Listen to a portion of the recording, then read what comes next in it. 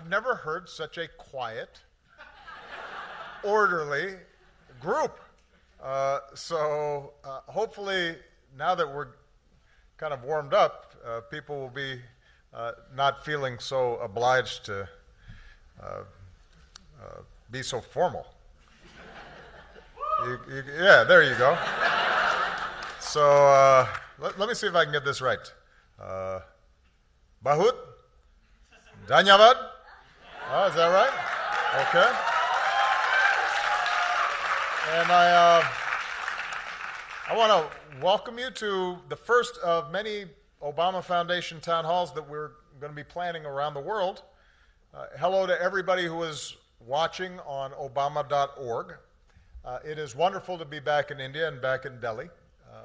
Almost 3 years ago, I had the tremendous honor of being the first American president to join for Republic Day. I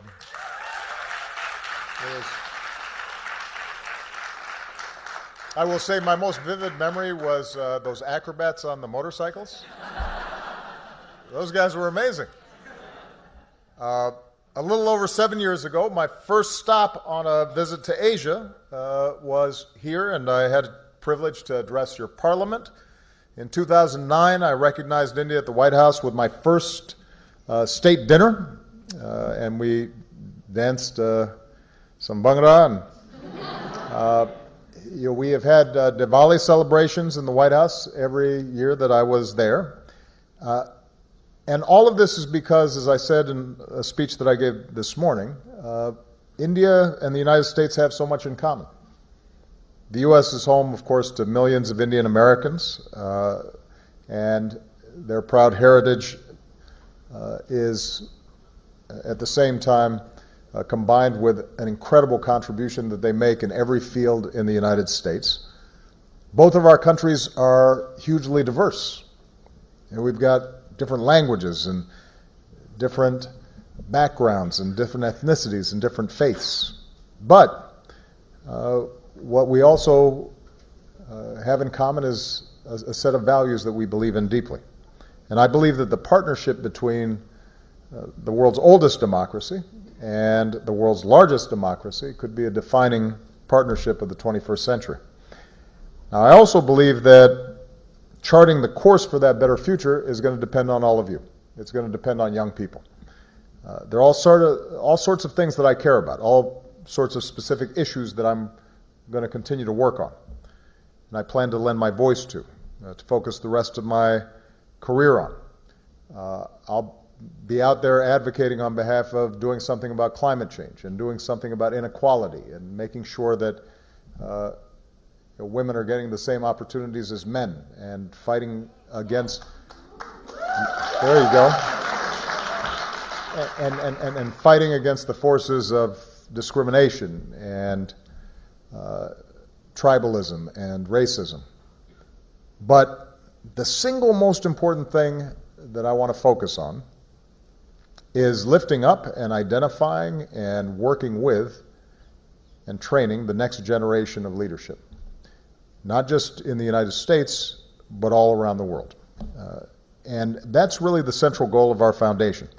It's going to be based in Chicago, my hometown, but we want to have projects, programs, partnerships, and digital networks everywhere. And I'm not just lending my name to the foundation, I'm going to be an active part of it. This year I've already met with young people like yourselves in Germany, in Indonesia, in Brazil, and then we had our first ever Obama Foundation Summit in Chicago.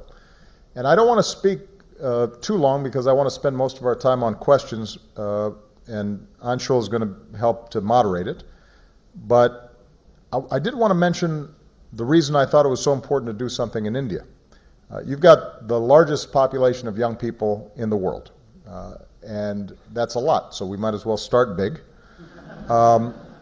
We've already identified some remarkable young leaders who are doing extraordinary things here in India, authors, athletes, artists, entrepreneurs, civic leaders from all across the country. We've got activists who are working on everything from education to gender equality to climate change. A couple of young leaders were recently with us in Chicago, and I just want to acknowledge them. Trisha Shetty started, where is she? There she is. Did you have fun in Chicago? Oh, see there. I didn't call on her to say that, but thank you. But Tricia started an organization called She Says, aimed at educating and empowering men and women to take action against sexual abuse. Also joining us in Chicago was Sanchana Krishnan, who works with communities to destigmatize mental health issues through the power of personal storytelling. Where's is?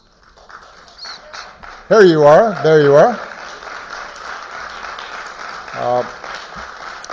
And here in India, we've got young leaders like Kuldeep Dantewadia, who's building. Where's Kuldeep? There he is. He's building this country's first, what he calls, Solve Squad of 17,500 young people so far who are driving change at the local level all across India. So the point is that these young people are already showing the power that anybody has if they take the initiative and have the courage, as Anshul said, to drive change, to make a difference. And there have never been more powerful, more accessible tools for each of you to make a difference than there are today. And in fact, I would argue, and I mentioned this in my speech earlier this morning, there's never been a better time to be a young person. I mean, it's always good being young, by the way. But if you think about it, if you had to choose a moment in history in which you could be born, and you didn't know ahead of time who you were going to be, you didn't know what your status would be, you didn't know whether you were going to be male, female, Indian, or American, you didn't know whether you were going to be gay, straight, you didn't know whether you were going to be rich or poor, what caste you might be a member of, what religion. So you're just a human, and you had to choose when to be born. You choose now.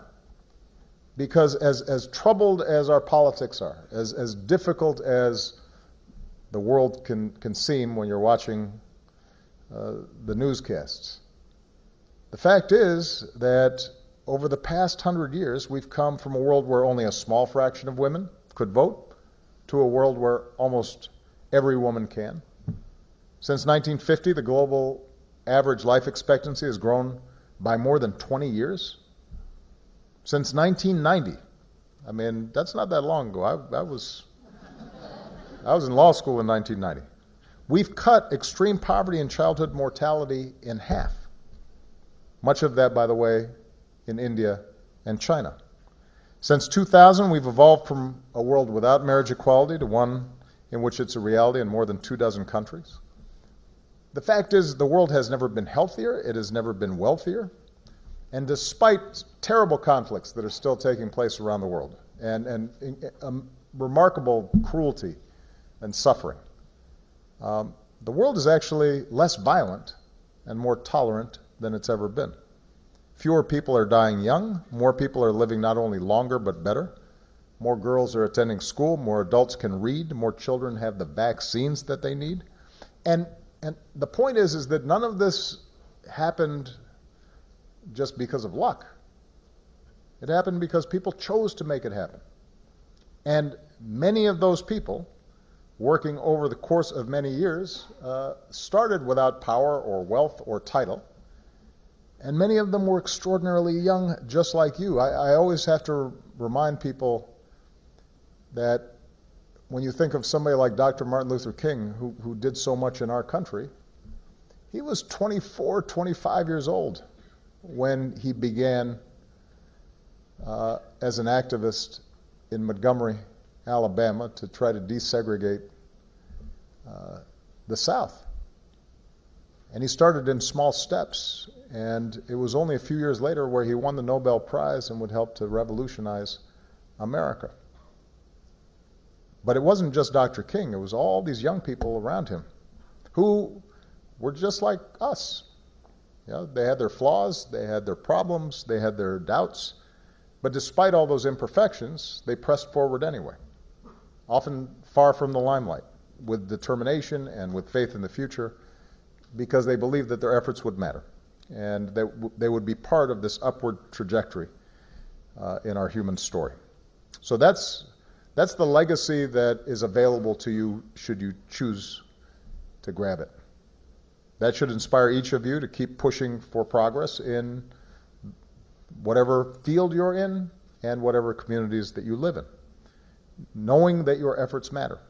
And I hope that all of you stay engaged after this session and are prepared to work with each other and work with us, and let other young leaders know about how we can continue to build up a community of change around the world.